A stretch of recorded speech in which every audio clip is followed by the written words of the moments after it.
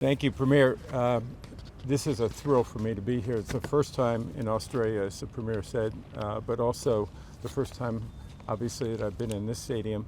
And you hear so much about the history of the stadium, the tradition of the stadium. It is iconic, and we are honored to be able to play here on September 11th. And we couldn't do it without great partnership, starting with the Premier, who had the vision and the strength and the leadership to convince us this was the right place to play, and it clearly is. And we couldn't thank you enough. And I know there's a lot of people behind you, including literally two of us, but I know the state government of Victoria has played a big role, the city of Melbourne, and so many more that have participated in this. And we know we have so many fans here, and this will be, we hope, a wonderful event that everyone can enjoy. It can bring people together. We can celebrate sport, which in my short time here, I've learned the importance of sports. This is a sporting nation, and we couldn't be prouder to have the opportunity to play here. We are also fortunate to have two of our great teams, the 49ers and the Rams, playing here on September 11th. That's going to be a great matchup for the fans. We see the fans' reaction. Obviously, by seeing the ticket demand that we saw yesterday. Every ticket that we put out for public sale was gone in a matter of minutes. I think that's a demonstration of the demand for this event, but also the love and the passion for sports here by the people here in Melbourne, as well as Australia in general. I think the ticket breakdown, as I understand it, over 50% of the fans in Australia are coming outside of the state. Which is great for tourism, great for people to be able to experience Melbourne. But also 35 different countries have purchased tickets just in that day yesterday. So this is a global event, and it's something that we're incredibly proud of. But it's not just one game for us. We really focus on, we come here to play a game, but we want to be part of the community. We want to be able to celebrate our game, celebrate the people of this community, and help unite them. And we'll have a lot of events for everybody outside of the game that will include them. Only 100,000, it's hard to imagine that can fit in here. But we'll have events that everybody can participate as part of this entire week and celebration, which will be great. And the Premier mentioned the platform that we're on. We'll have tens of millions of people watching back in the States and on a global basis. And I can't think of anything better to make a statement about how wonderful this community is and how wonderful this stadium is. You also are aware that when we come, we'd like to, what we call a legacy. And the legacy for us is future fans, future people that love sports. And so we made an announcement yesterday that we are going to provide flag football kits to every school. And if they want the opportunity to be able to play flag football across Australia, and we're going to do that starting immediately, and hopefully that will all be done here in Victoria by the start of this game on September 11th. But it's just another way in which we want to engage our fans and make sure that people here experience this, and it's been an outstanding event for everybody, whether you're in the stadium or not. And I think that covers everything I want to do, but a big thanks to all the people here in Melbourne, to these people in the state of Victoria, to the people of Australia. We couldn't be prouder to be here. We know this is going to be a great event for all of us, and we thank you. Commissioner, firstly, a little bit more, just tell us about what your first impression was arriving here at the MCG, going out to the middle, and what does it feel like underfoot? Well, you're walking on hallowed ground. This is the history, the tradition, the number of events that have been in this stadium, and it's magnificent. You just look around it, and it's you can feel the strength and the it speaks to you, and it speaks to you with this is the right place to be. And walking on the field is quite an honor, and I know our teams are going to feel the same way. When they arrive here, they're going to be thrilled by the facility, but also the fans. And I think that's one of the things we're most anxious about, is sharing our game with our fans. Will this be the biggest crowd ever for an NFL game? I believe the biggest stadium holds about 82,000 in the US. Well, we're going to have to talk and see how many more seats we can get in here. So I think the record is slightly over 100. I think it's 107, but it's going to be darn close, and maybe we can get there. Commissioner, you You're going to mentioned meet the amount of tickets that sold, right? We had around 100,000 in a pre-sale a week and a bit ago, and then obviously the masses that turned up for the general on sale. What does that type of result not just say about the appetite here, but perhaps skeptics or critics that question bringing a game down to this part of the world? Well, I never doubted that the fans here were going to eat those tickets up really quickly. I think in the pre-sale, we could have sold 100,000. We didn't. We wanted to hold tickets for our fans. We put 42,000 out yesterday, and they were gone in minutes. We have some more that we're reserving for others, but hopefully there'll be another opportunity for some of the fans to be able to get some of the remaining tickets. But I think it speaks to the passion this community has for sports. The NFL, our fan base here has grown 50% just in the last 2 years. I think events like this and the flag events that we're engaging in, and just our work here to continue to market the game, I think we're going to continue to see growth in the audience. You're going to meet the AFL leaders shortly, or you've just met them. What can the NFL teach the AFL, and the other way around? What can you learn from the AFL? We've had a long relationship with the AFL, going back whether it was media here in the States, or here in Australia.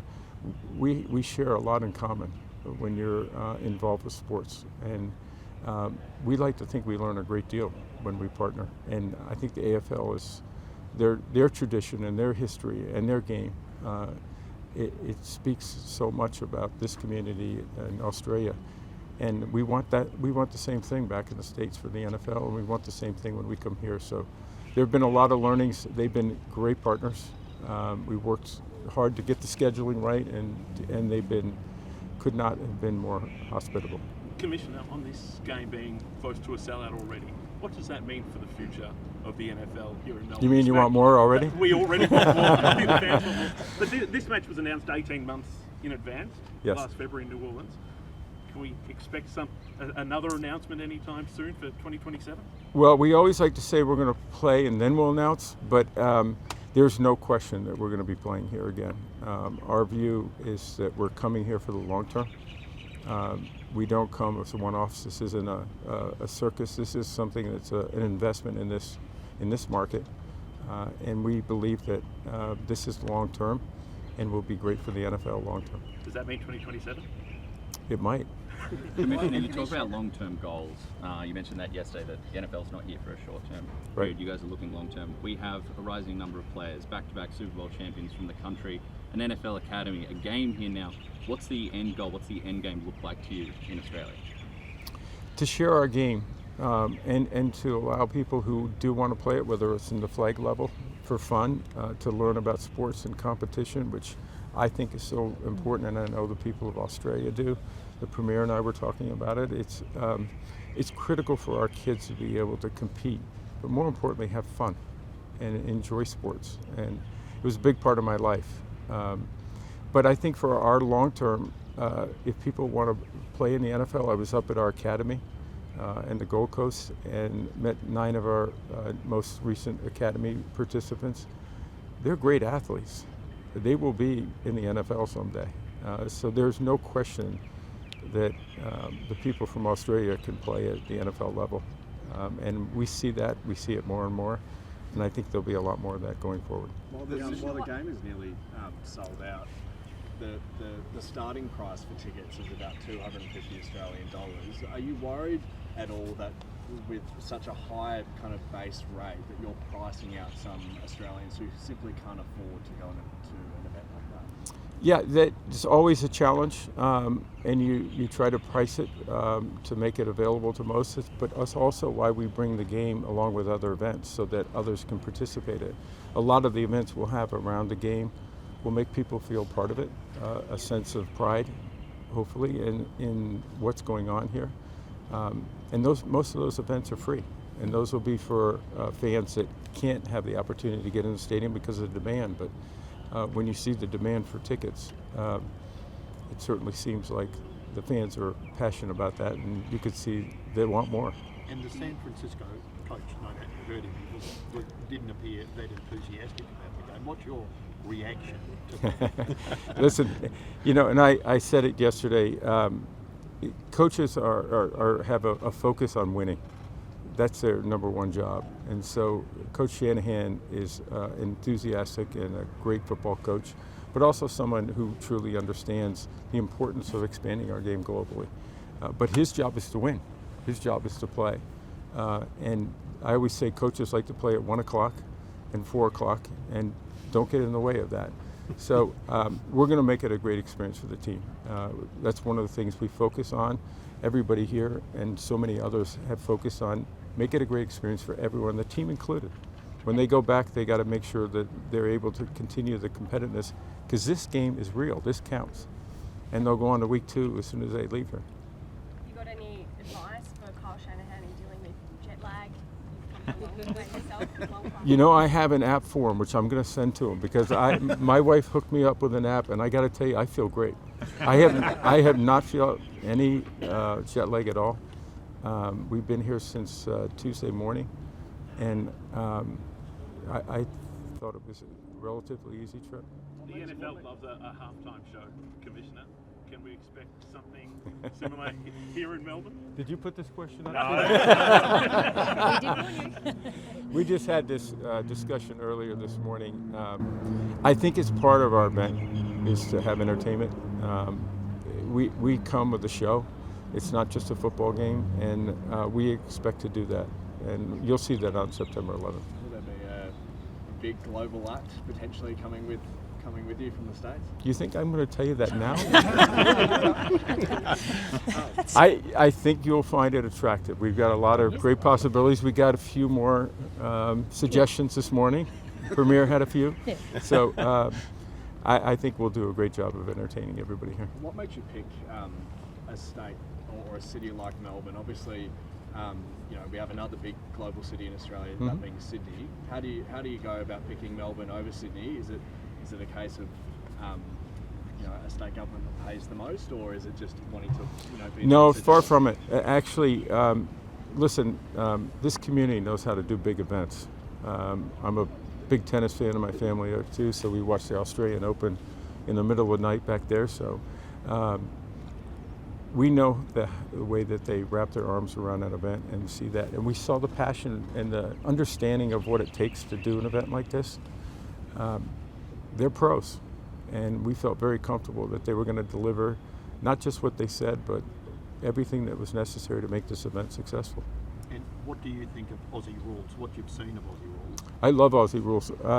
I used to watch it quite a bit when it was on ESPN in the early days, and I think it's a great game. And it's sport is everything to me. That's part of who I am, and as someone who loves sports, seeing Aussie rules is fun. When we have AFL Grand Finals, the Yarra Park precinct out the back is transformed. It becomes a watch site for the fans. Do you envision something similar for the NFL? Yes. What about the dimensions of the ground? Did that surprise you? You're going to be playing in the middle of a big oval. Will that work okay? Sure it will.